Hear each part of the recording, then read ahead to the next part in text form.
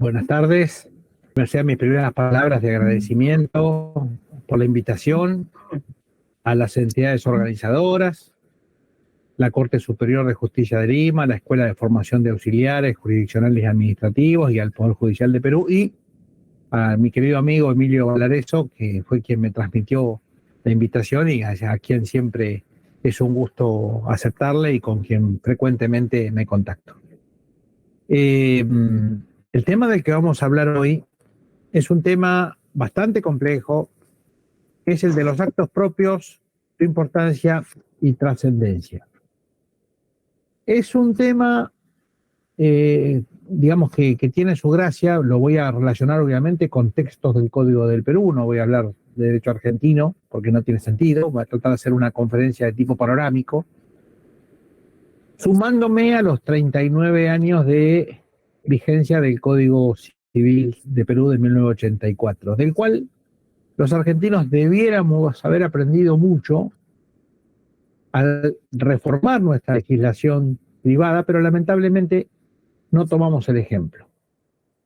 El Código Civil y Comercial, sancionado en Argentina en 2014 y vigente desde el 1 de agosto de 2015, es infinitamente inferior al Código Civil peruano de 1984. Así que realmente en este país, en mi país, en Argentina, se le ha mentido tanto a la gente, se ha tergiversado todo tanto, que hoy ser conservador implicaría ser revolucionario.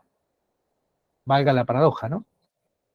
Entonces, me sumo al festejo por los 39 años de vigencia de un código que fue bien pensado, que ha regido la vida jurídica del Perú durante todo este tiempo, de un modo certero, correcto, previsor. Y lamentablemente no puedo decir lo mismo de los 8 años y pico que lleva el Código Civil y Comercial argentino vigente, donde directamente fue una fuga del legislador hacia el futuro. Lo que nosotros, si voy a hacer una comparación futbolística, que sé que en el Perú también les gusta el fútbol y han habido muchos entrenadores argentinos y jugadores argentinos y jugadores peruanos aquí en Argentina, una estrecha relación. El legislador argentino con el Código Civil y Comercial aplicó lo que acá se llamaba hace unos años el estilo Garré. Garré era un rústico del fútbol, un rústico, que le pegaba la pelota de puntín alto, fuerte y lejos. Eso hicieron con el código. Alto, fuerte y lejos. Pero fatalmente la realidad vuelve. Así que, dicho todo ello, y en el marco de esta celebración del código peruano, voy a aclarar que el tema del que voy a hablar es uno de los tópicos complejos que mucha gente cree manejar con solvencia, pero que pocos en verdad dominan con corrección, porque requiere el justo balance entre facticidad y abstracción. Un gran periodista argentino, Jorge Asís, una frase inteligente, ha dicho que la vulgaridad de lo concreto suplanta a la entretenida fogosidad del relato en algunos momentos. Y en otros ocurre exactamente al revés. Un relato falso pero fogoso reemplaza la facticidad de lo concreto. Esto lo ve mucho en América Latina. En muchas de sus comunidades uno cree estar viviendo en aquel mítico pueblo de Macondo, del que hablase García Márquez, el que relatase García Márquez en 100 años de soledad. Y para darle un contexto a esto, el maestro Jorge Luis Borges, en un poema que se llama Un soldado de Urbina, ubicado en el libro El Otro, el mismo, en el segundo párrafo dice que para borrar o mitigar la hazaña de lo real, este soldado buscaba lo soñado. Y uno lo ve a eso en la aplicación que se ha hecho de la doctrina de los actos propios en particular y del derecho en general. Porque mucha gente se refugia en la abstracción o en la idealización para no asumir la realidad en estas latitudes. Entonces esta doctrina de los actos propios es una espada de dos filos, porque en buenas manos es una herramienta utilísima, pero en manos torpes ha causado muy serios daños. Y es la muestra más acabada, esta doctrina, de que realismo y abstracción, que suelen ser valores contrapuestos, en realidad ambos deben formar parte de una sentencia judicial. La doctrina de los actos propios, para ser aplicada exitosamente, tiene que armonizar los contenidos de realismo y de abstracción. Porque si es puro realismo, causa un daño, y si es pura abstracción, en ocasiones también.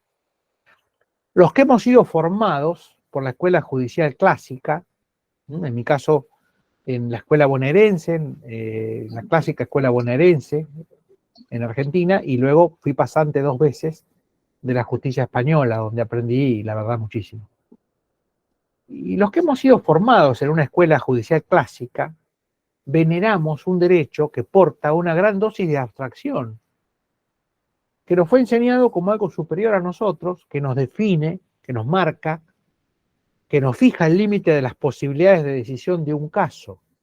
Y la idea que se nos enseñó era que ya estaba todo prácticamente dicho. Los grandes jueces y maestros lo habían dicho casi todo, y era cuestión simplemente de buscar bien. Todo este esquema salta por los aires con el Código Civil y Comercial argentino, donde hay que empezar de cero de nuevo. Y entonces los hechos, que antes eran vistos en ese marco de excesiva abstracción, eran vistos como algo impuro, que venía a complicar a esquemas teóricos venerables y al sentido común como una especie de saber gauchesco, al estilo de los consejos del viejo Vizcacha, que es un mítico personaje de nuestro poema telúrico, el Martín Fierro. Entonces, la abstracción en la labor judicial tiene que tener su justo límite. Cuando hay un exceso de abstracción, uno suele ver que se consuman injusticias. Y cuando hay un exceso de realismo, uno puede ver que se llevan por delante el juez a las normas. Entonces, realismo y abstracción, hay un micrófono abierto, yo pediría que si lo pueden cerrar, por favor. Realismo y abstracción deben reflejarse en una buena sentencia judicial. ¿Por qué? Porque el derecho es un puente entre facticidad, es decir, la realidad, y validez, que es la formalidad. Tiene que tener un pie en cada orilla. Porque la pura facticidad es la negación del derecho. Como el comandante Chávez cuando recorría Caracas y señalaba un bien y decía exprópiese. Y ese bien quedaba en una especie de limbo. A la inversa, si el derecho es pura validez, carece de aplicabilidad. Hay una ley argentina, que es la ley antievasión, que sancionó uno de los peores gobiernos argentinos, el gobierno del presidente de la Rúa, 25.345, que estableció en su artículo 1 que no surtirán efecto entre partes ni frente a terceros los pagos totales de sumas de dinero superiores a pesos 1.000 o su equivalente en moneda extranjera que fueran realizados en efectivo. Hay que pensar que 1.000 pesos hoy es $1. ¿Ustedes se imaginan que todos los pagos superiores a $1 no puedan ser hechos en efectivo? El caos que eso originaría. Por eso digo, el derecho es un puente entre facticidad y validez. Y hay que tener un pie en cada orilla. Por eso existe la necesidad de ir a las cosas, como nos dijo una vez Ortega y Gasset, argentinos a las cosas. En realidad sería latinoamericanos a las cosas, más que nada, porque no es solo un mal argentino en muchos casos, sino que habría que dejar las abstracciones desmesuradas o salidas de cauce y simplemente resolver los problemas antes de teorizar. Todo ello nos lleva a pensar que la doctrina de los actos propios tiene que ser aplicada dentro del marco en que ella puede ser esgrimida, no más allá y tampoco menos. La doctrina de los actos propios es una herramienta pretoriana, es decir, una respuesta jurisdiccional que fue creada solvitur ambulando, es decir, solucionando o resolviendo sobre la marcha. Por eso no debe extrañar que se hayan acuñado a su alrededor diversos brocárdicos o adagios. Diversos adagios como venire contra factum proprio non valet, nemo potest mutare consilium sum in alteris injuriam, quod semel placuit amplius displicere non potest. En fin, non est tolerabilis ignorante in factum propio. Hay varios adagios que básicamente nemo licet adversus sua facta venire, varios adversos latinos que básicamente responden a la misma idea, la de que nadie puede variar de comportamiento injustificadamente cuando ha generado en otros una expectativa de comportamiento futuro. Este tema de la expectativa de comportamiento futuro tiene una serie de elementos a considerar que no siempre son tenidos en cuenta por quienes la aplican. A veces se la esgrime con excesiva facilidad a la doctrina de los actos propios. Ha habido serios errores, incluso que se han cometido inadvertidamente respecto de los actos propios, como por ejemplo decir que la contradicción, que es la base del acto propio, se aprecia objetivamente. Que en realidad fue un error cometido primeramente por el profesor Díez Picasso, el profesor español Luis Díez Picasso. Entonces, a cualquier ignorante que uno le pregunte en Argentina, hay gente que en Argentina enseña más de lo que sabe, sobre todo ahora con el Código Civil y Comercial, que mucha gente no se ha tomado el trabajo de estudiar a fondo. Entonces, hay gente, profesores que enseñan más de lo que saben, porque enseñan cosas que no comprendieron bien, repiten tonterías, no se dan cuenta de contradicciones, etc. Entonces, esta doctrina de los actos propios, sostener que debe apreciarse o aplicarse objetivamente, es no haber entendido nada. ¿Por qué? Porque generalmente se dice como base, como síntesis de esta idea de los actos propios, que nadie puede volver sobre sus actos propios jurídicamente relevantes y plenamente eficaces. Pero después se dice, lo mismo que dicen eso, que todo el mundo dice, repite ese párrafo, después dicen que la contradicción se aprecia objetivamente, lo cual es una contradicción evidente, porque ¿qué parte no entendieron de que el acto debe ser plenamente eficaz? ¿Qué es plenamente eficaz? Un acto que no puede estar viciado. Y si la contradicción se aprecia objetivamente, quiere decir que no importa si uno de los dos actos está viciado o no. Así son los errores que se cometen con estas cosas. Cuando yo publiqué mi libro en Argentina la primera vez, en el año 1997, yo volví a estudiar en Europa, y había un libro aquí, publicado por el doctor Alejandro Borda, un libro que habían premiado, yo nunca entendí por qué lo habían premiado, pero bueno, pongámosle. Y ahí se dicen una serie de cosas que yo contesté en mi libro y que felizmente la doctrina jurisprudencial me ha seguido a mí, porque la verdad que eran ideas peregrinas en muchos casos. Esta de la contradicción objetiva, la de que la doctrina de los actos propios no se aplica a los jueces y otras más. Así que vamos a ir con cuidado, vamos a ir despacio analizando esta doctrina de los actos propios para comprenderla mejor. En Argentina, y no diría que casi en el derecho de habla hispana, la doctrina de los actos propios tuvo una primera aplicación, cosa que llama muchísimo la atención, pero yo lo he comprobado personalmente varias veces. La primera vez que se aplicó en Latinoamérica la doctrina de los actos propios se la aplicó por parte de la Corte Suprema de Justicia Argentina el 8 de abril de 1869. Parece mentira, pero en el siglo XIX, todavía no vigente el Código Civil de Vélez, que empezó a regir el 1 de enero de 1871, ya la Corte Suprema, en un párrafo muy breve, había hecho referencia a esta idea con un criterio que claramente era el de los actos propios que nosotros conocemos. Es decir, no era una sinonimia, no.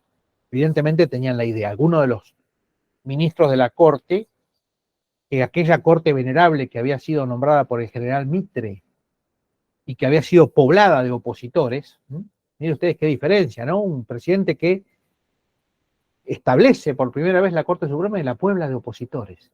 Hoy hacen todo lo contrario. Hoy en Argentina la pueblan de propios, a todos los tribunales, en general los colonizan.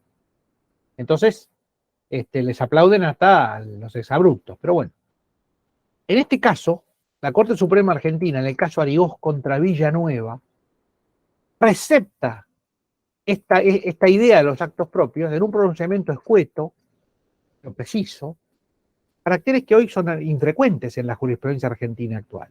Pero después, curiosamente, después de este fallo de 1869, hay un siglo de olvido. Durante un siglo la jurisprudencia argentina olvidó ese criterio. Y la doctrina argentina también. Hasta que en 1960, 1970 hay un par de artículos doctrinarios de autores no muy conocidos, como Simón Safontás, capaz que nunca han sentido hablar de él, pero bueno, en Argentina tampoco era muy conocido. Simón Safontás, que habla de esta doctrina de los actos propios, en esfuerzos aislados, hasta que, como es en Argentina, hay modas en el derecho, cosa que es un delirio, que haya modas en el derecho es un delirio, el derecho tiene que ser ajeno a las modas, trascenderlas, porque la verdad no es cuestión de modas, eso no es. Entonces, posteriormente, en 1983, se realizan en la ciudad de Mar del Plata, una ciudad muy bella de la costa atlántica argentina, las 9ª Jornadas Nacionales de Derecho Civil, y en la Comisión 8 de ese congreso se trata el tema de los actos propios.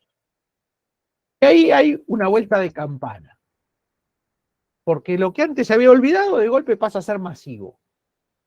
Y como toda moda, es propia de, digamos, es muy factible los excesos. Entonces, el evento de tratar con las jornadas nacionales, donde la gente suele ir a ver y ser vistas más que a otra cosa, en Argentina por lo menos, más que a debatir derecho o a traer alguna idea inteligente, más que nada van a ver y ser vistos. Y en ese evento multitudinario, en esa fecha, se dio el campanazo de largada para una aplicación extensiva de la idea de los actos propios a multitud de casos judiciales, cuadre o no cuadre, porque uno puede citar abusos manifiestos en la aplicación de los actos propios, como una jueza de la provincia de Buenos Aires, que en la década del 80 impidió que una persona ampliara la demanda antes de correr traslado, cosa que estaba legalmente prevista y admitida, porque le aplicó la doctrina de los actos propios. Un delirio. Si la legislación admite que antes de correr traslado de la demanda se puede modificar o cambiar, claramente yo no puedo prohibir eso por una doctrina pretoriana. Pero bueno. Entonces, el inconveniente de la discusión masiva de estas ideas es que se requiere de mentes agudas y manos diestras para el empleo certero. Porque de otro modo ganan en masividad estas ideas, pero los entusiasmos desbordados hacen que se pierda precisión. Y bueno, la sanción del Código Civil y Comercial no ha cambiado mucho, no ha innovado demasiado en la materia, porque en el fondo la doctrina de los actos propios es una hija directa, una derivación necesaria del principio general de la buena fe. Entonces, todo código que haya recetado el principio general de la buena fe, por carácter transitivo, admite y fomenta la aplicación de esta idea. Lo que sí ha innovado el Código Civil y Comercial argentino, y es lo único que voy a decir de él, es que ha introducido un artículo, que es el artículo 1067, que se llama Protección de la Confianza, y por el cual se dice que la interpretación del contrato, obviamente, debe proteger la confianza y la lealtad, que las partes se deben recíprocamente, siendo inadmisible la contradicción con una conducta jurídicamente relevante, previa y propia del mismo sujeto. O sea, en el fondo es la doctrina de los actos propios, pero como pauta interpretativa del contrato. Mejor hubiera sido insertarlo en el título preliminar como una manifestación directa de el principio general de la buena fe, que está consagrado en el artículo 9. Dicho todo ello, ya yendo a una visión más panorámica, le vamos a decir que la doctrina de los actos propios tiene una esencia, tiene un alcance que no siempre se advierte, pero que básicamente como es una herramienta pretoriana, es decir, creada por los tribunales, no es extraño que su ámbito de aplicación se solape parcialmente con otras herramientas similares, como la doctrina de la confianza legítima o expectativa plausible, la doctrina de la apariencia, etcétera. No es lo mejor técnicamente, pero esta redundancia o solapamiento es muy normal cuando de figuras creadas pretorianamente se trata, porque básicamente ellas buscan encuadrar realidades inasibles con las elaboraciones tradicionales o con normativas ya vetustas o perimidas. Tampoco es un déficit irremontable este, con la condición de que esas herramientas sean empleadas por manos diestras y personas formadas. Y desde antiguo se viene sosteniendo que esta doctrina es derivación inmediata, necesaria y directa del principio de la buena fe, lo cual es cierto. Dado que la buena fe no consiente el cambio de actitud en perjuicio de terceros cuando la conducta anterior ha generado en ellos una expectativa de comportamiento futuro, quien actúa volublemente, es decir, volviendo sobre sus pasos, sin causa que lo justifica, vulnera el principio general de la buena fe, tanto en su variante de actos propios como de confianza legítima o expectativa plausible. Ahora bien, para admitir que esta doctrina tiene como base, digamos, la imposibilidad de contradicción, hay que hacer una aclaración seguidamente. Hay gente que lleva al extremo estas ideas y arma sobre la base de los actos propios una dictadura del pasado. Pretenden que la gente, incluso los jueces, se mantengan firmes en el error, lo cual es un delirio. Porque el primer acto tiene que ser válido. Si ha habido un acto erróneo, equívoco, como primer acto, no se aplica la doctrina de los actos propios, porque no es la dictadura del pasado.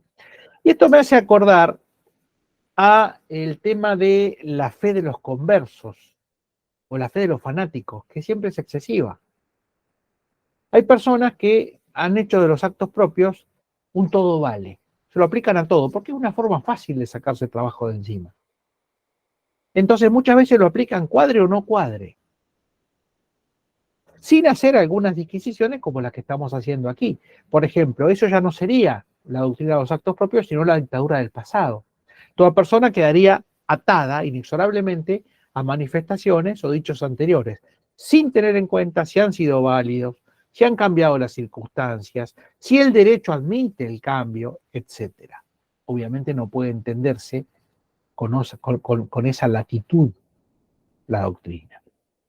Y entonces lo que tenemos que decir es que hay personas que son tan necias para aplicar estas ideas complejas que parece que se volvieran sectarias. Y entonces parece la secta de los actos propios, no la doctrina de los actos propios. ¿Cuál no se puede admitir? Porque hay ocasiones en que el derecho mismo admite que una conducta varíe. Un ejemplo típico es la teoría de la imprevisión. Otro ejemplo típico es la frustración del fin del contrato. Una persona que ha suscrito un contrato que luego por circunstancias sobrevenidas deja de tener interés para él, puede válidamente sustraerse del cumplimiento de algo que ya no tiene sentido, carece de base, carece de interés. Entonces, como primera medida, esta idea pretoriana de los actos propios es de aplicación subsidiaria, es decir, no se puede aplicar en aquellos supuestos en que el ordenamiento, que el legislador se ha pronunciado respecto de un cambio en la conducta de un sujeto, sea para permitirlo o sea para prohibirlo. Si el ordenamiento, si el legislador se ha pronunciado sobre el cambio, sea por sí o sea por no, no se aplican los actos propios porque es una doctrina subsidiaria, es decir, que solamente se aplica preter legem, es decir, ante el silencio de la ley. Por otra parte, es una doctrina que no se aplica cuando el primer acto es un acto equívoco, es decir, no es un acto claro en cuanto a su extensión, en cuanto a lo que quiere significar, o cuando el primer acto es erróneo o ha sido inducido a error por una conducta dolosa. Porque en ese caso, si se justificara este tipo de permanencias en el error, ya sería una dictadura del pasado, ya no se trataría de una contradicción la que anida en esa conducta posterior, sino de una rectificación admisible, por ejemplo, afincada en la teoría del error, que el ordenamiento vigente, tanto de Perú como de Argentina, acepta. De momento que hay normas sobre el error que admiten la invocación del error excusable.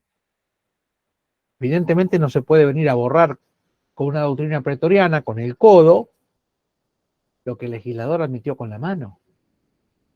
Entonces, personalmente siempre pensé que no se debe esgrimir este tipo de ideas alegremente, desprejuiciadamente, sino que hay que tener en cuenta justamente si se dan sus requisitos, sus presupuestos. Como juez, alguna vez tracé los linderos del terreno en que se podía invocar útilmente la buena fe, dejando sentado que esgrimir ligeramente la existencia de buena fe en cabeza de un perjudicado no es una tarea sencilla ni automática, ni sanea con ello todo déficit conductual de éste, porque actúa de buena fe, pese a quien lo hace incorrectamente, lo actúa sin conciencia de esa irregularidad, determinado por elementos de juicio que verosímilmente pudieron haber convencido de que su actuación era correcta, la teoría del error. De modo tal de que esta buena fe claramente no puede consistir en la inocencia del ingenuo o del negligente, pero tampoco puede consistir en una dictadura del pasado. Yo debo decir que he tenido el privilegio, como seguramente muchos de ustedes, de leer brillantes párrafos sobre la aplicación de la buena fe y los actos propios de un grandísimo jurista peruano, como es el profesor Fernando de Traseñé Granda. Evidentemente, la finura del pensamiento de Traseñé en varias de sus elaboraciones realmente ha explicado el alcance de la buena fe y nos ha iluminado a muchos de nosotros en nuestras elaboraciones. Alguna vez tuve el honor de ser invitado a Perú a disertar, creo que la última vez fue en el año 2012, y hablé en un congreso importante que se hizo en la universidad, en la Pontificia Universidad Católica del Perú, y donde también habló el profesor Traseñé y otros distinguidos juristas, y realmente fue un placer. Pero lo que debe quedar claro es que la buena fe debe ser proactiva, diligente. La buena fe es un estado del espíritu antes que una situación cognoscitiva. Y ahí hay que distinguir, cosa que no siempre se hace, entre dos magnitudes de la buena fe. La buena fe como principio y la buena fe como concepto. En los códigos del siglo XIX, la buena fe solo operaba como concepto. La buena fe es una versión cognoscitiva. Saber o deber saber. La buena fe del usucapiente, la buena fe del tenedor, la buena fe del depositario, la buena fe del que aceptaba pagos o que hacía pagos a un acreedor aparente. La buena fe como concepto. Recién posteriormente, en el siglo XX, comenzó la buena fe a manifestarse en la segunda magnitud, es decir, como principio.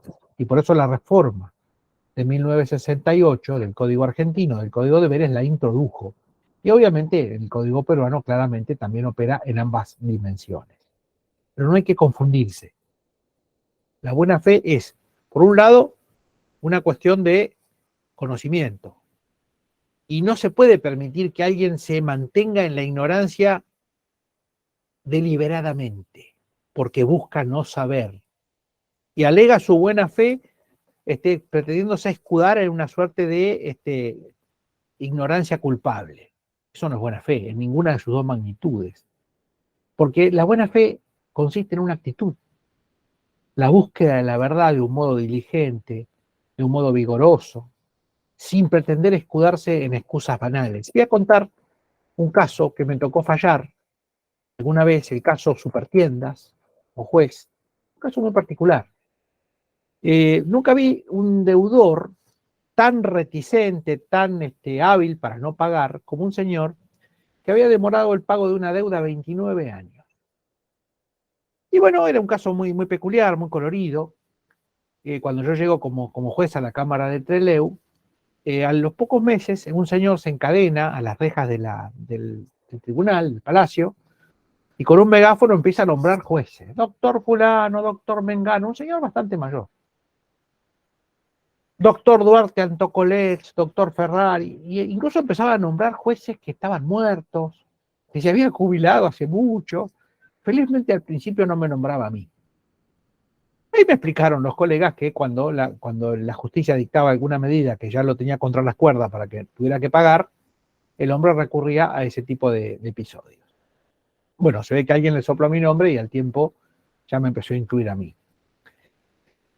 Cuando ya no hubo más, ya este hombre no tuvo más salida que pagar una deuda, hizo algo curioso. El inmueble más valioso que tenía como garantía a los acreedores, un edificio, estaba a nombre de una sociedad anónima familiar, él y el hermano.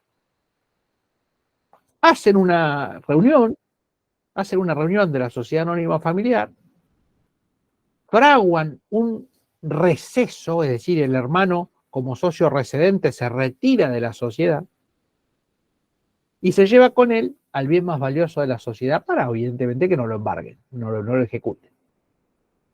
Y entonces inicia cuando los demandantes pretenden ejecutar, el hermano interpone una tercería de mejor derecho en el expediente. Y ahí dicté mi fallo, un célebre fallo, corrió mucho en Argentina, el caso Pandulo contra Supertiendas, donde yo digo que por más que la buena fe opere en dos dimensiones, cognoscitiva y conductual, la buena fe como concepto y la buena fe como principio, en ninguno de ambos es tan lábil la buena fe como para que se pueda esconder tras ella una persona que la utiliza como un artilugio para defraudar. Porque no puede, quien era socio de una sociedad demandada, no puede no saber como adquirente por receso de una sociedad lo que debía saber como socio. Porque eso es hacer disquisiciones que directamente ofenden a la inteligencia judicial. No tal de que claramente hay un fondo, hay una base de buena fe en la aplicación de la doctrina de los actos propios que es indudable. Pero, dicho todo ello, ¿en qué consiste la doctrina de los actos propios? No se requieren grandes dotes jurídicas para comprender que un litigante o un contratante que manifiesta a un contradictor o co-contratante expresamente o por hechos concluyentes suyos, lo que se llama facta concludentia en latín, que no va a hacer uso, por ejemplo, de determinado derecho, o que va a actuar de determinada forma, se entiende claramente que no puede luego, sin desmedro del principio general de la buena fe, adoptar una postura contrapuesta a la que había explicitado anteriormente. Hay un gran juez argentino, ya muerto hace mucho, el maestro Adolfo Pliner, que en un voto suyo, en el caso Quiles, la Cámara de Apelaciones de Bahía Blanca, dijo que el proceso judicial no es un juego en que cada cual pueda cambiar de campo según las circunstancias. Cada litigante debe ser leal y consecuente con su fortuna y con el lugar que ocupa en la contienda. Y nadie puede volver sobre sus propios actos sin obrar de mala fe. Estos preceptos no escritos en nuestro derecho de fondo son, sin embargo, el sustrato de la juridicidad moderna luego del fracaso del riguroso positivismo jurídico que reinó en el siglo XIX.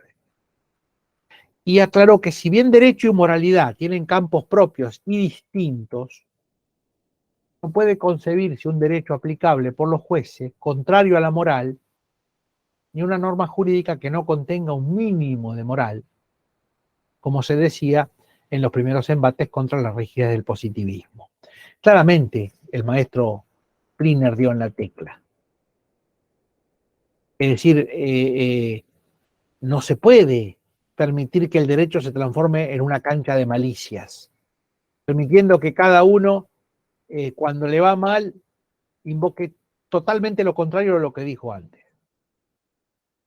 De ese modo, la doctrina de los actos propios prohíbe la sorpresa, la emboscada judicial, la volubilidad en el actuar, la malicia, y preserva el ámbito del litigio judicial, pero también el de las relaciones obligacionales y contractuales, de los cambios bruscos de conducta, sean estos culposos o malintencionados. Pero siempre, siempre deben ser imputables. Esa es la clave. La imputabilidad de la conducta. Si el primer acto fue viciado, si el primer acto fue equívoco, no es claro en su alcance, no hay imputabilidad. Entonces, sin imputabilidad no hay volubilidad censurable, ni hay aplicación de la doctrina de los actos propios a un caso. Cuando yo escribí la primera edición de mi libro, que después sacó 3 ediciones más, y después fue reemplazado por un libro nuevo sobre el Código Civil y Comercial, la última edición de 2018, que es sobre el Código Civil y Comercial. Cuando saqué la primera edición de mi libro y en cada una posterior, yo cuestionaba un criterio de la magistratura, sobre todo de alguna magistratura argentina, que sostenía que la doctrina de los actos propios, se aplicaba nada más que en sede judicial. Personalmente creo que no es así, que la doctrina de los actos propios se aplica en sede judicial, pero también extrajudicialmente en aquellos casos en donde se pueda acreditar la conducta. Por ejemplo, con comunicaciones fehacientes. Lo que acá en Argentina se llama la carta documento, no sé cómo se llamará en Perú, pero la carta documento, el telegrama, una actuación notarial, una actuación administrativa, etcétera. ¿Por qué? Porque no solo el litigio debe ser preservado de la malicia, sino la conducta que luego pueda llevar al litigio. Y entonces sostuvimos esto y posteriormente varios tribunales nos siguieron y actualmente ni se discute eso. ¿Sí?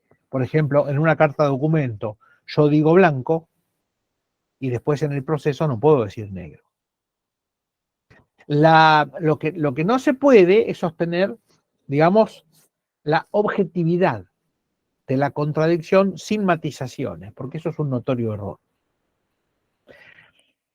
¿Cuál es uno de los requisitos fundamentales de la aplicación de los actos propios? Una contradicción de conducta. Un primer acto válido, claro en sus alcances, que luego pretenda ser dejado sin efecto o contrariado por una segunda actuación o manifestación. Ahora bien, esa objetividad con que se suele mirar la doctrina de los actos propios no puede prescindir del hecho de que el primer acto debe ser válido, porque si no sería un puro materialismo, un objetivismo a ultranza. Como diría el maestro Llambías en una frase muy inteligente, muy aguda, propia de él, Jorge Joaquín Llambías, el derecho no es una física de las acciones humanas, y la doctrina de los actos propios tampoco. En el derecho es un continente, el derecho es un continente donde rige el principio de imputación, que es consustancial al buen derecho. Por ello no puede aplicarse la doctrina de los actos propios si la primera conducta es inválida por dolo, por error, porque en ese caso no hay imputación. Vemos cómo hay una serie de elementos, por ejemplo, no puede dejarse de advertir que aplicar a ultranza un criterio objetivista como esencia de la doctrina y ver esa contradicción sin matices, implicaría no advertir que el propio legislador ha tutelado el error de derecho esencial y excusable, receptando en el código un régimen del error, el vicio de error, que permite la alegación del vicio de error. Consecuentemente, si el legislador admitió, se da el supuesto en que, como es una doctrina subsidiaria, no se puede aplicar. Ahora bien, podría preguntarse a esta altura en qué consiste la doctrina de los actos propios. La doctrina de los actos propios esencialmente es una suerte de inoponibilidad al revés.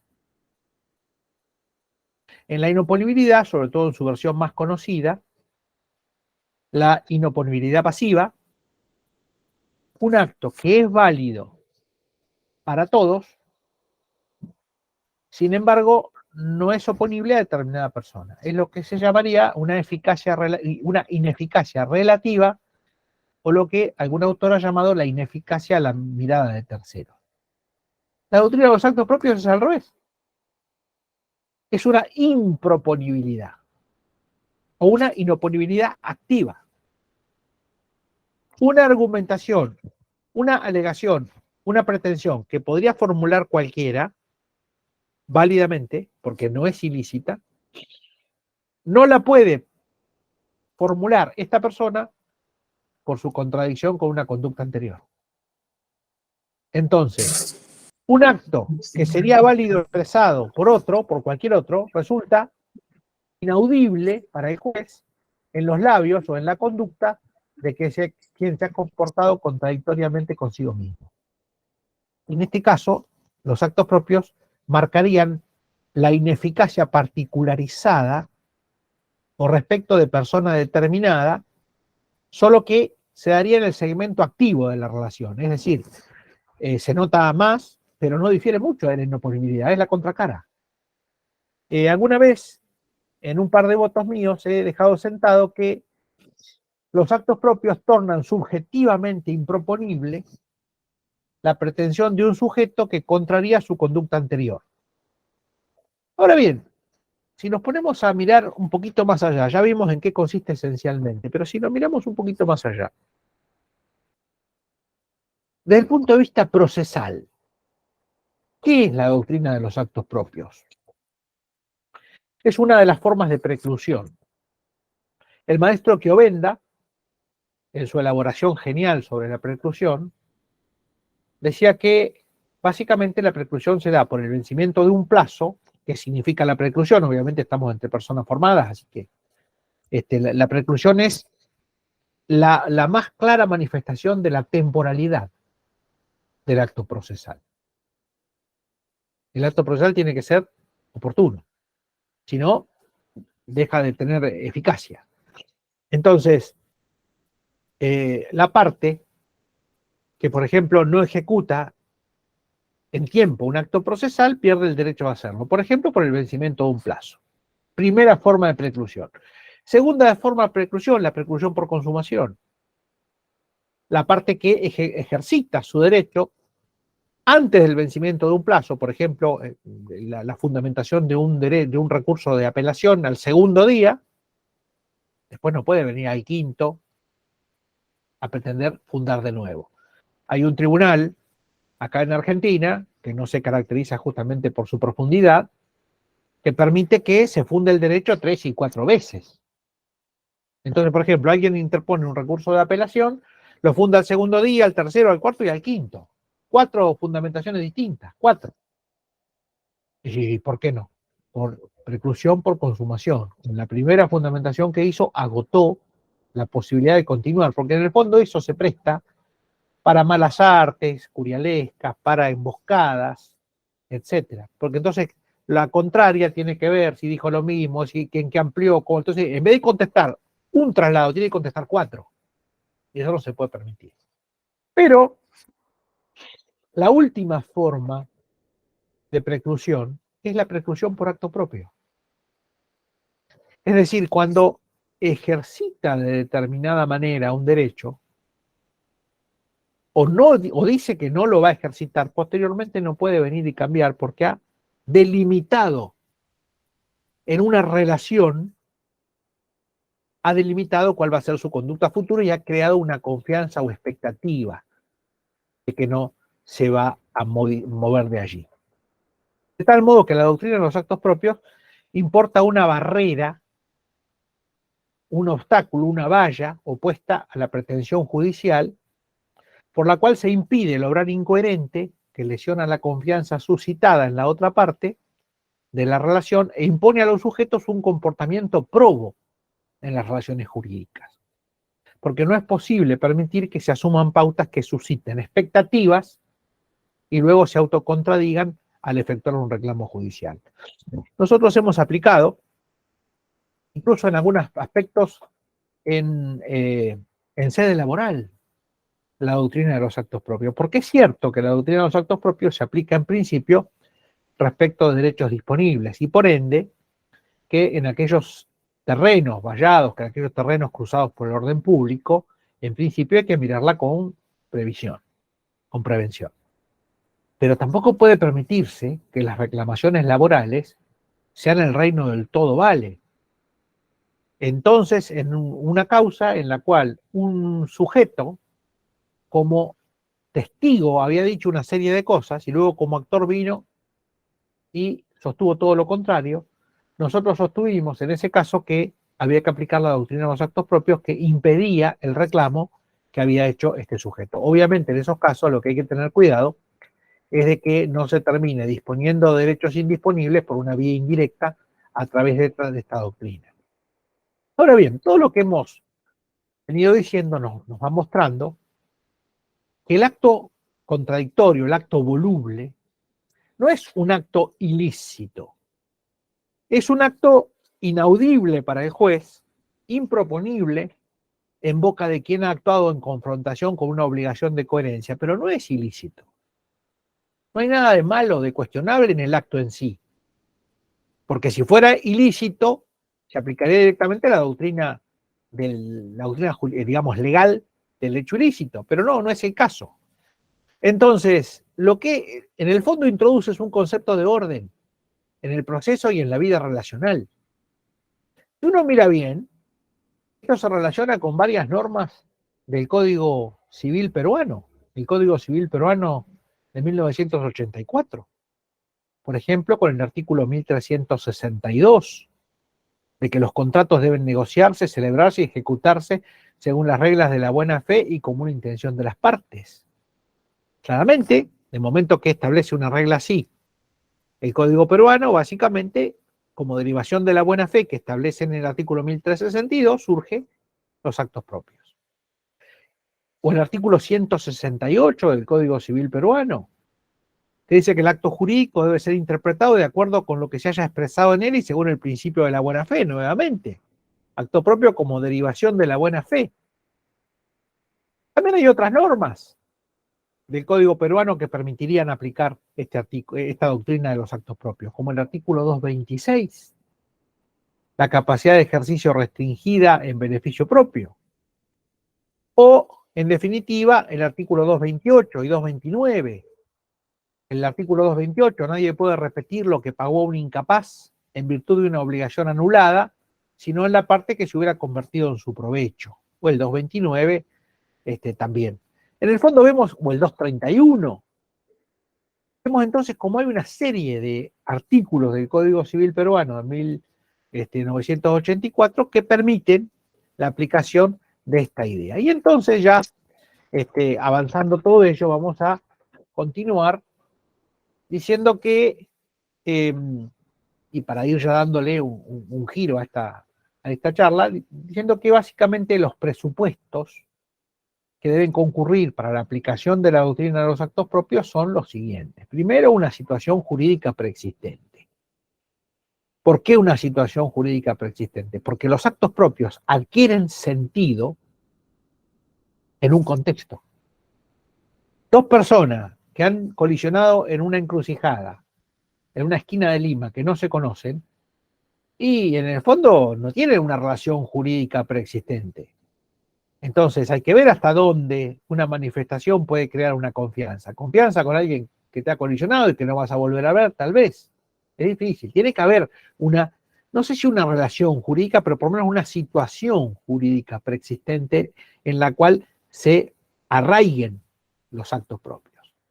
En segundo lugar, una conducta del sujeto que debe ser jurídicamente relevante y plenamente eficaz. y debe suscitar en la otra parte una expectativa seria de consentimiento futuro. Finalmente, el tercer elemento es una pretensión contradictoria con esa conducta atribuible al mismo sujeto. Cuando estos requisitos están reunidos, se puede analizar si se aplica o no la doctrina de los actos propios. Pero, primero que nada, tenemos que ver si estos tres elementos están reunidos. Cuando estos elementos están reunidos, pasamos a un segundo plano, a una segunda etapa, a un segundo estadio, que es un análisis de otras cosas. Por ejemplo, si los actos expresivos de la voluntad del sujeto supuestamente voluble son inequívocos respecto de su alcance y de la intención de crear o modificar un derecho o no. Si los actos digamos que expresan la voluntad del supuesto voluble no son claros, no son inequívocos, más bien son opacos, no se aplican los actos propios. Porque los actos propios no pueden nacer de una conjetura. Tienen que nacer de algo que es indiscutible. En segundo lugar, la contradicción entre el acto primigenio y el posterior debe ser palmaria. Volvemos a lo mismo. La contradicción no puede ser conjetural. En tercer lugar, la voluntad inicial no debe haber estado viciada, ni debe haber sido inducida a error por dolo, porque si no, el que esgrime los actos propios, ha actuado dolosamente, claramente no es la idea favorecer a una persona que ha actuado con dolo. También hay que analizar si la voluntad plasmada en el primer acto, que luego se pretendió contradecir, fue libre. Porque si hubiera sido coaccionada de algún modo, o una conducta forzada, no se aplicaría a este caso la doctrina del venire contra factum proprio non valet. Un ejemplo, el principio solve et repete. En Argentina, si uno va a reclamar contra el Estado, se aplica el principio solve et repete. Pague y después en todo caso repita. Quiere decir que si yo pago una deuda que no tengo y después reclamo, no me pueden aplicar la doctrina de los actos propios porque esa primera conducta no fue libre, fue forzada.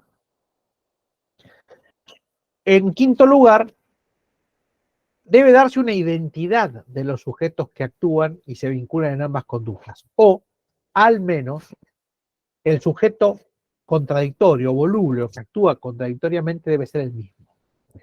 Los autores suelen decir que los mismos sujetos tienen que estarse en las dos relaciones para que se pueda aplicar los actos propios. Yo he, en mis libros, sostenido que tiene que darse lo que yo llamo un eje o un vértice.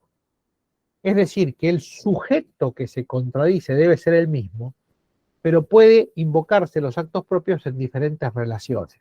¿Cuál sería el ejemplo? Hubo, hace unos años, en la provincia de Buenos Aires, una inundación muy grande.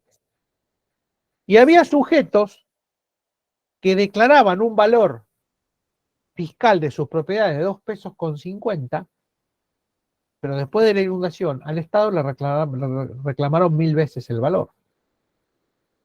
O hay sujetos que en una aseguradora, cuando aseguran el auto, lo aseguran por $1000 y después cuando los chocan, resulta que quieren cobrar 10.000. Permiso, por favor. Entonces, el vértice, el sujeto es el mismo, contradictorio, y los destinatarios son otros.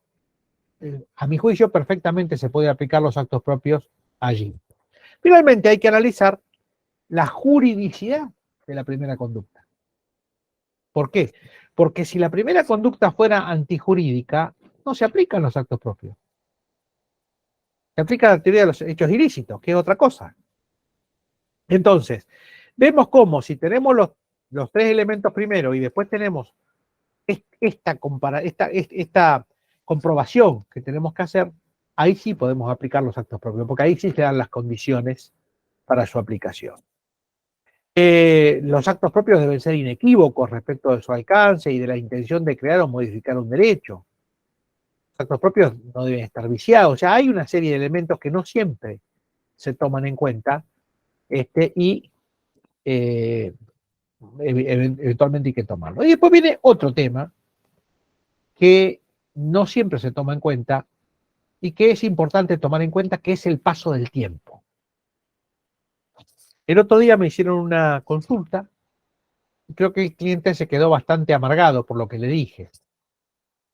14 años había tolerado un cliente de él un incumplimiento contractual, y a los 14 años un día se rebeló y reclamó todo lo anterior, más allá de que obviamente había plazos de prescripción cumplidos, etcétera, pero más allá de eso. Dice, no, porque acá no se aplican los actos propios, porque... Y ha habido varios casos en Argentina donde alguien durante un largo periodo no reclama, consciente el incumplimiento de una obligación, y luego de improviso da un golpe de timón y reclama todo lo anterior. Es muy común. Acá en Argentina, donde, sobre todo en la Patagonia, los chilenos no son gente muy apreciada, en general, en muchos casos con razón, se dice que esa actitud es propia de chilenos. Y bueno, hemos tenido casos resueltos donde, por ejemplo, en una cesión de un bien inmueble, sujeto, por ejemplo, a una vivienda social, por ejemplo, se pactó un pago en cuotas, 100 cuotas, y alguien cobró 99 y en la última dijo, no, no le puedo aceptar el último pago porque lamentablemente no me autorizó el Instituto de Seguridad Social el traspaso, así que no le puedo cumplir. Y yo me quedo con la plata en concepto de alquileres por el tiempo que usó el inmueble. Ese era el caso Ramírez contra Arrieta López, un fallo mío del año 2012. Y yo dije allí, siguiendo a un querido amigo y gran maestro que tuve en Europa, el maestro Denis Massot, el nieto de uno de los Massot y sobrino nieto de los otros dos, que no se podía permitir que durante largos años se tolerara silenciosamente la inejecución de un contrato o su cumplimiento, y luego posteriormente el deudor cambiara drásticamente de conducta. Porque no se puede pasar en derecho de todo a nada o de nada a todo. El derecho no funciona así. Y hubo un caso, el caso Uriarte, que falló un tribunal capitalino, que era un caso ya hasta grotesco por los plazos. Yo siempre digo que el tiempo es el gran revelador de los aciertos y de los errores. En 1907, dos personas de mucho dinero, de apellido Uriarte, habían donado al Museo Nacional de Bellas Artes, Prilidiano Pueyrredón, que es sin ofender a nadie, es el museo más lindo de pintura de América Latina. He estado en varios, pero les puedo asegurar que no tiene nada que envidiarle a museos de Europa, capitales de Europa. Era de cuando Argentina era un país rico, la octava economía del mundo, que alguna vez fue, y previamente a estos 80 años de populismo desbordado que han terminado por destrozar este país. Y en el caso Uriarte, en 1907 se donan valiosísimos cuadros al Museo Nacional de Bellas Artes con cargo de exhibición. Bueno, el Museo Nacional de Bellas Artes tiene algunos Degas originales, tiene Toulouse-Lautrec, la galería impresionista, la sala impresionista es algo impresionante, realmente tiene un Van Gogh, uno de los dos Moulin de la Galette de Van Gogh. Entonces se ve que estaba muy ocupado con cosas muy valiosas y algunos de estos cuadros no fueron expuestos. Claro, de 1907 hasta 1988, en que se reclamó, los sucesores reclamaron la revocación de la donación por falta de cumplimiento del cargo. ¿Cuántos años pasaron? Más de 80. Entonces, quien toleró durante 80 años el incumplimiento de un cargo no puede luego pretender, digamos, dando una vuelta de campana, la revocación de una donación. Tiene que primero intimar el cumplimiento, agotar los medios para intimar el cumplimiento. Esto nos hace pensar que evidentemente quien durante un largo tiempo tolera una situación determinada luego no puede encaramarse en sus derechos para pretender volver atrás todo lo actuado o no actuado, o todo lo omitido. El caso este que se llama Uriarte es un caso que falló un tribunal capitalino y donde el heredero de quien donara un cuadro o varios cuadros a un museo con cargo de exposición toleró durante un larguísimo lapso que no se cumpliera el cargo y la justicia consideró que carecía del derecho de reclamar la reversión de la donación por incumplimiento del cargo luego de décadas de tolerarlo. El principio es simple en estos casos que vengo manifestando. Quien tolera durante un largo periodo el incumplimiento de un contrato o de una obligación no puede luego intentar rescindirlo sin exigir previamente su cumplimiento. Es una regla no escrita en el derecho y la política que dice que no se puede pasar de la nada al todo o viceversa sin estadios o actos intermedios. Y también se aplica este principio, por ejemplo, sobre la base de quien actúa sobre un error evidente que la otra parte deja correr y que viciaba el contrato que se suscribió y luego se pretenda, luego de todos esos años de silencio, se pretenda variar de postura y pretender sacar ventaja de esa situación. Este es el caso Ramírez contra Rieta López. Esto no suele ser tenido en cuenta realmente y hace que uno tenga que entender que los actos propios, obviamente, la doctrina de los actos propios también se aplica en aquellos casos que son de omisiones por lapsos prolongados. Eh, para cerrar con dos o tres cosas, entiendo que la doctrina de los actos propios se aplica también a los jueces. Los sujetos procesales no son solo dos, son tres. Es decir, eh, el juez también es un sujeto del proceso y como tal también debe guardar coherencia en su actuar, lo cual no significa que si el juez advierte que ha sido inducido a error, por ejemplo, por malicia por una de las partes, no pueda corregirse. Pero lo que no puede hacer el juez es un zigzag, es decir, a este le digo blanco, a este le digo rojo y al otro le digo azul, y después vuelvo al blanco. Hay un voto muy inteligente de la Corte Suprema de Colombia, de la Sala Civil, un voto del doctor Martínez Caballero, donde se habló de la doctrina de los actos propios y se la aplicó a jueces. Y realmente coincido con esos argumentos de que el juez tiene que dar el ejemplo.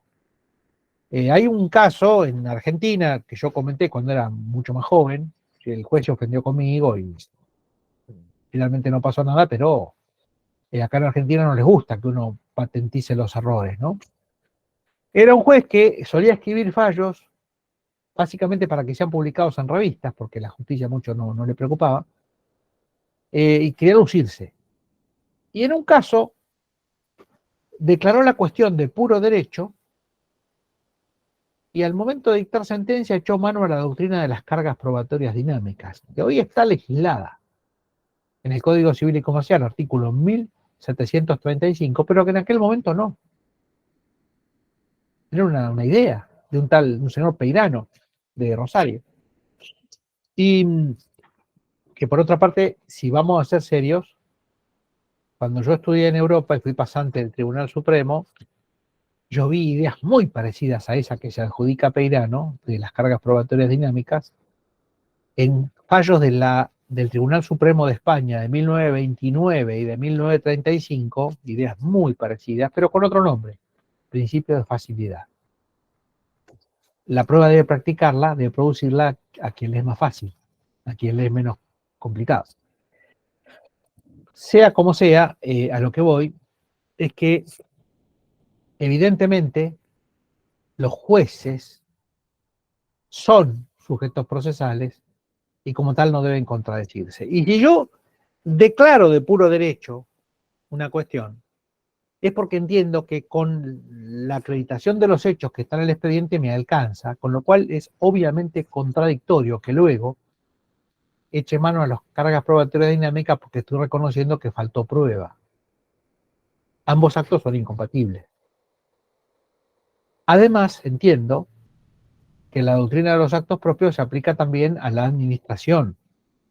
Ahora bien, con actos definitivos de la administración, no por ejemplo con un dictamen, que un dictamen no es un acto administrativo, es un acto preparatorio. Ha habido casos en que se han pretendido aplicar a dictámenes de la administración, una locura. Y finalmente, desde el punto de vista procesal, y con esto cierro, y después si quieren me hacen alguna pregunta, sin ningún problema, pero desde el punto de vista procesal, la doctrina de los actos propios puede ser utilizada tanto como un escudo como una espada. Es decir, como un escudo frente a pretensiones que se contestan, o como una espada en acciones que se intentan ejercer. Por ejemplo, poniendo de resalto determinada contradicción injustificada en el contradictor. Todo ello nos lleva a cerrar esto del siguiente modo.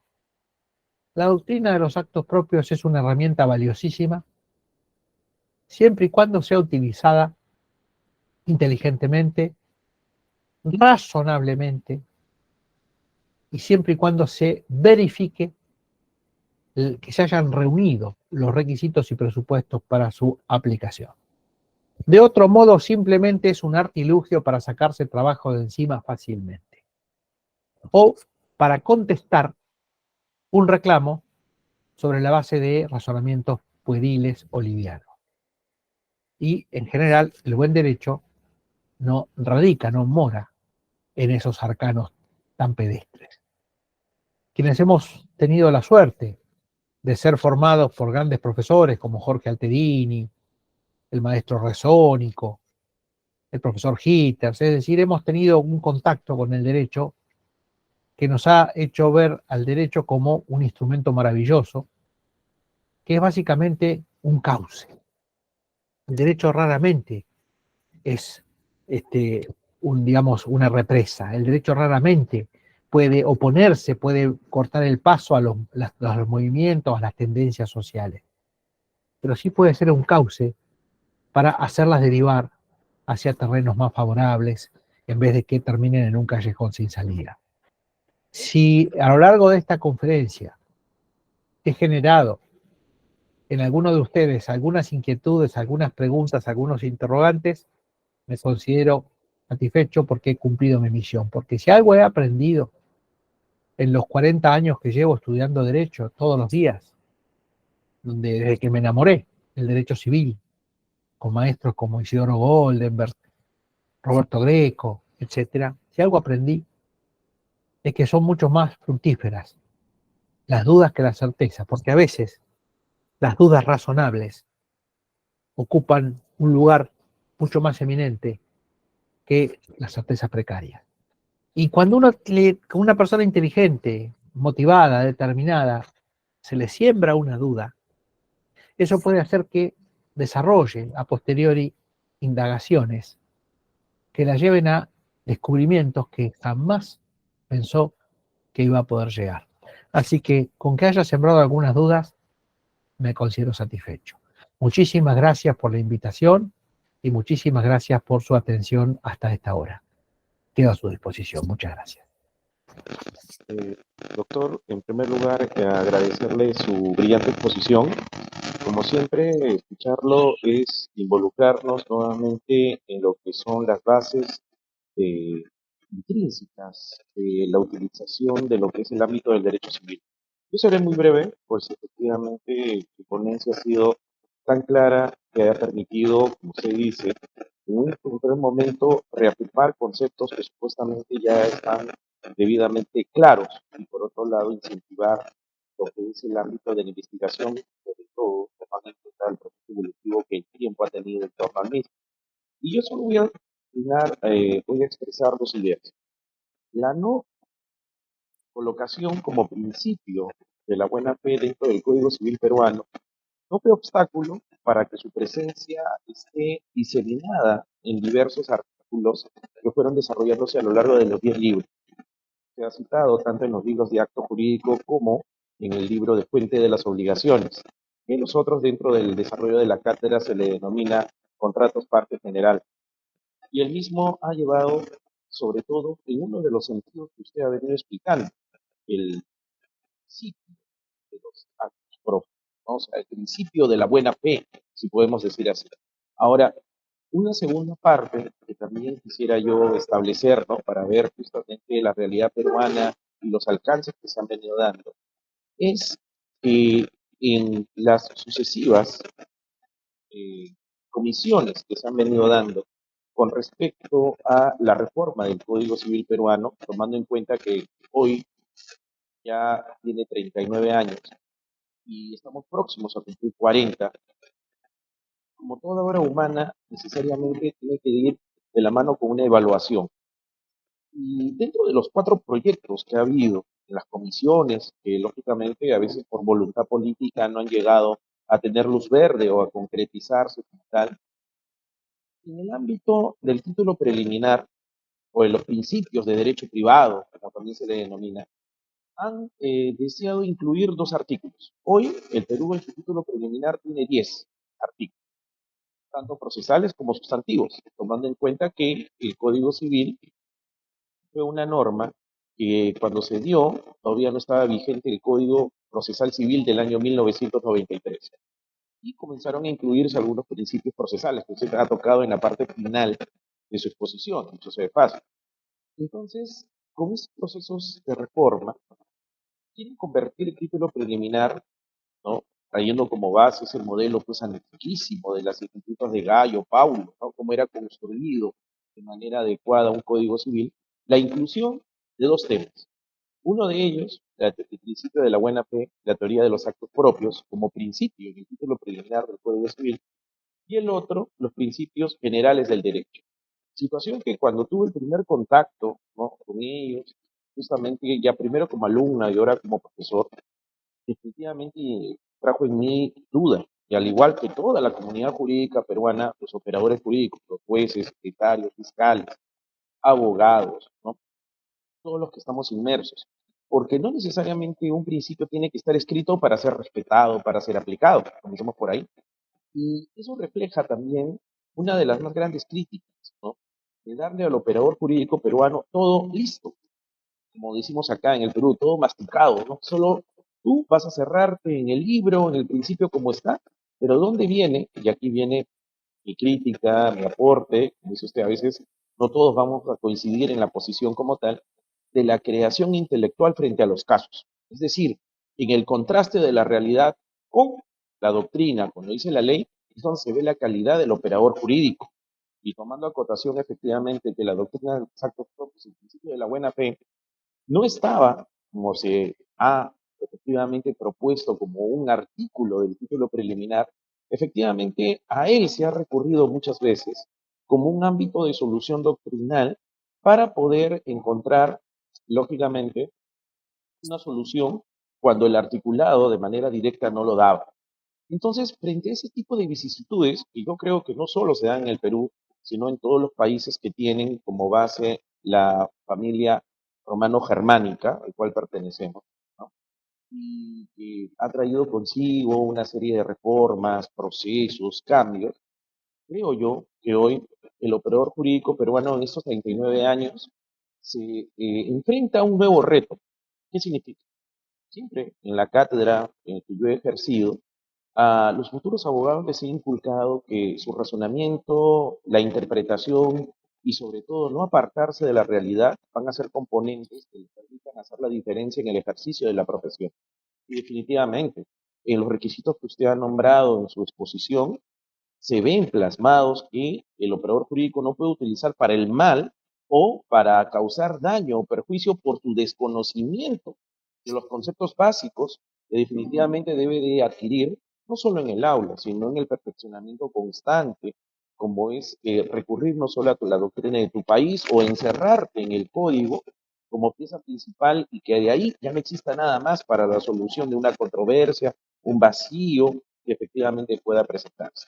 Entonces, la idea, cuando conversamos justamente de un tema que sea relevante, polémico, para estos 39 años, y usted me lo propuso, maestro, que era la teoría de los actos propios, no lo pensamos 2 veces, porque definitivamente va a calar en la comunidad jurídica peruana reflexionar sobre la viabilidad o no de la misma, si estamos preparados o no para poder efectivamente concretizarla por todos los operadores, ¿ah? Los jueces, los secretarios, los fiscales, los abogados y los que a diario, ¿no?, ejercemos el derecho tanto en las aulas como en el Poder Judicial, que efectivamente el concepto como tal no es únicamente el que se agota en el código, en la doctrina, sino que va mucho más allá.